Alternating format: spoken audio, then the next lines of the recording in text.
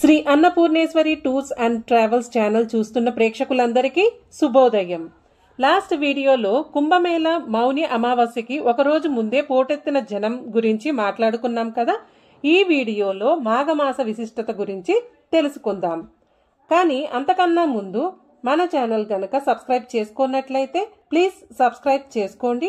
పక్కనే ఉన్న bell icon కూడా క్లిక్ చేసేయండి. అప్పుడే నేను అప్లోడ్ చేసే ప్రతి వీడియోని కూడా మిస్ కాకుండా చూడవచ్చు. కార్తీక మాసం తర్వాత అంత ప్రాముఖ్యత కలిగిన మాసం, వివాహాది శుభకార్యాలకు అనువైన మాసం మాఘమాసం. మాఘమాస మహత్యం ఏమిటంటే హిందూ సాంప్రదాయాల్లో ప్రతి నెల కూడా పవిత్రమైనదే. ప్రతి మాసానికి ఓ విశిష్టత ఉంది.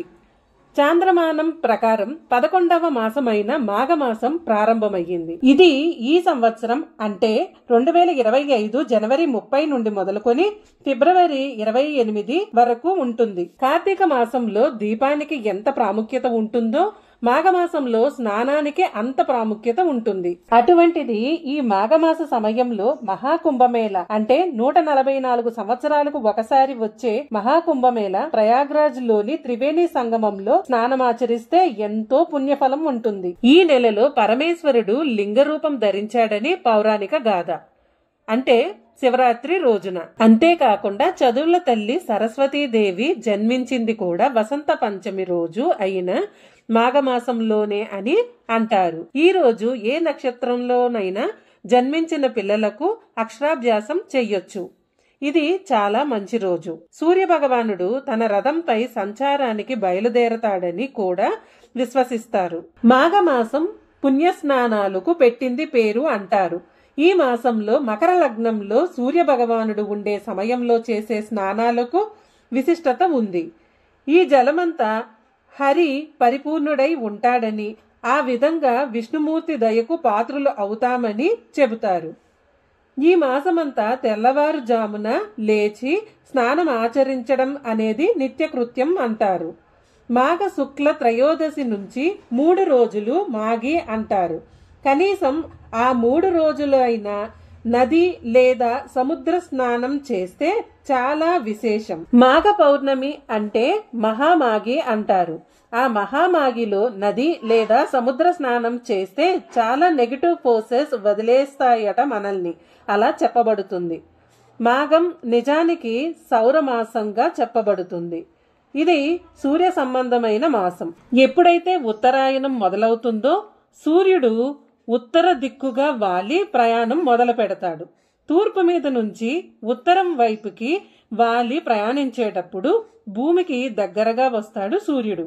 అందువల్ల మాఘంలో సూర్యుడు శక్తివంతుడు అవుతాడు. ఈ సమయంలో సూర్యుని యొక్క ఆరాధన అద్భుతమైన ఫలితాన్ని ఇస్తుంది. ఇది ఆరోగ్యానికి, ప్రధానంగా చర్మానికి, జీర్ణ వ్యవస్థకి చాలా మంచిది.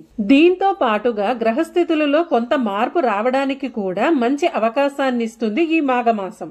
అందుకే ఈ మాఘమాసపు ఆదివారాలు విశేషమైన రోజులు. మాఘంలో ప్రత్యేకంగా మనం సూర్యారాధన చేసేది రథసప్తమి రోజున. ఆనాడు పూర్తిగా ఉత్తర దిక్కుకి వెళ్లిపోతాడు సూర్యుడు. అందుకే ఎండలు పెరుగుతూ ఉంటుంది. రథసప్తమి రోజున పాలు పొంగించడం తెలుగునాట ఒక ఆచారంగా ఉంది. ఆవు పిడకలతో వెలిగించిన కుంపటి మీద ఆవు పాలు పొంగిస్తే చాలా మంచిది. మీ అవకాశాలను బట్టి చేసుకోండి. ఈ పాలను 3 సార్లు పైకి పొంగనివ్వాలి.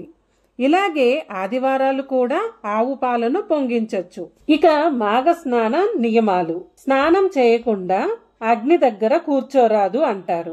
స్నానం చేయకుండా అగ్ని సేవనం తగదు అంటారు.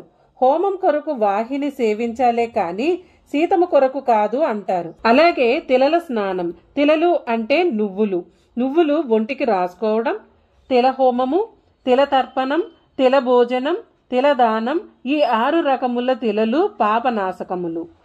స్నానము తర్వాత మౌనంగా ఉండి పురుషోత్తముని పూజించాలి. ఇక దానములు, నూనె, ఉసిరికాయలు, వీటిని ప్రతిరోజు తీర్థం ముందు ఇవ్వాలి. బ్రాహ్మణుల సేవనము కొరకు అగ్నిని జ్వలింపచేయాలి. భోజనాలు తృప్తి వరకు ఏర్పాటు చేయాలి.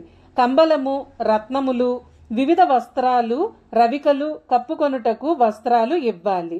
చెప్పులు పాప విమోచకములు కాబట్టి వాటిని ఇవ్వాలి. శక్తి కొద్దీ అన్నదానం చేయాలి. వేద విద్వాంసునకు గుంజెత్తైన బంగారం ఇవ్వాలి. మాఘమాస అంతమందు షడ్రస భోజనం ఆచరించాలి.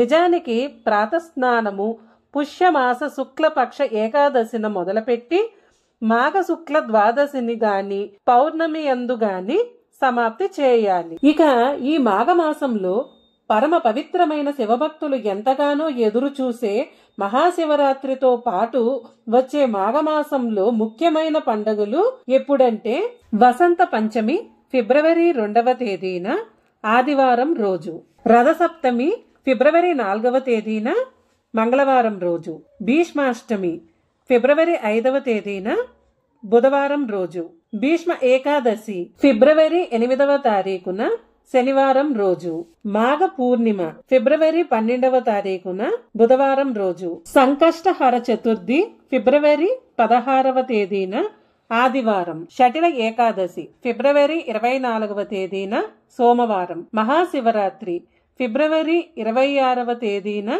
బుధవారం, మాఘ అమావాస్య ఫిబ్రవరి 28వ తేదీన శుక్రవారం. ఇవి మాఘమాస పండుగలు.